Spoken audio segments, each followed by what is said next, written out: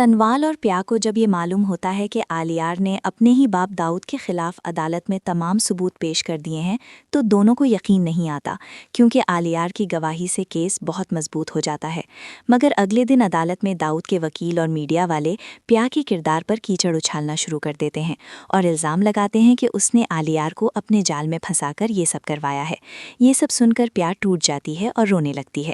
دوسری طرف داؤد کو یقین ہو جاتا ہے کہ اس کا بیٹا سنوال کی وجہ سے اس کے خلاف گیا ہے، اسی لیے وہ سنوال کو راستے سے ہٹانے کے لیے اپنے خاص گنڈے سکندر کو بھیج دیتا ہے، جو سنوال کو اغوا کر کے شہر سے دور ایک فارم ہاؤس میں باندھ دیتا ہے۔ جب سنوال دیر تک گھر نہیں پہنچتا تو ٹیپو گھبرا کر سسی کو اطلاع دیتا ہے اور سسی فوراً ڈی سی شہریار کو آگاہ کرتی ہے، جو موبائل لوکیشن ٹریس کر کے پولیس کے ساتھ فارم ہاؤس پر چھاپا مارتا ہے۔ پولیس گنڈوں کو گرفتار کر لیتی ہے اور سنوال کو آزاد کرا لیا جاتا ہے، جہاں غصے میں ہنڈے سچ اگل دیتے ہیں کہ انہیں داؤد نے بھیجا تھا۔ شہریار فوراً داؤد کی گرفتاری وارنٹ جاری کر دیتا ہے، مگر پولیس میں موجود داؤد کا مخبر اسے خبردار کر دیتا ہے، جس پر داؤد جان بچانے کے لیے اسلم کے قدموں میں گر کر معافی مانگتا ہے، لیکن اسی وقت سنوال اور پولیس وہاں پہنچ جاتی ہے۔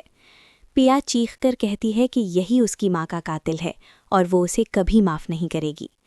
داؤد کو عدالت میں پیش کیا جاتا ہے، جہاں آلیار اور سنوال کی گواہی کے سامنے وہ اپنے تمام گناہ قبول کر لیتا ہے اور عدالت اسے پیا کی ماں کے قتل اور سنوال کے اغوا کے جرم میں 10 سال قید کی سزا سنا دیتی ہے۔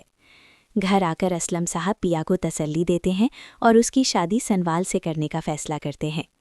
شادی سے پہلے پیا اپنی ماں کی قبر پر جا کر سکون محسوس کرتی ہے اور شادی کے دن خوشیوں کا سما ہوتا ہے،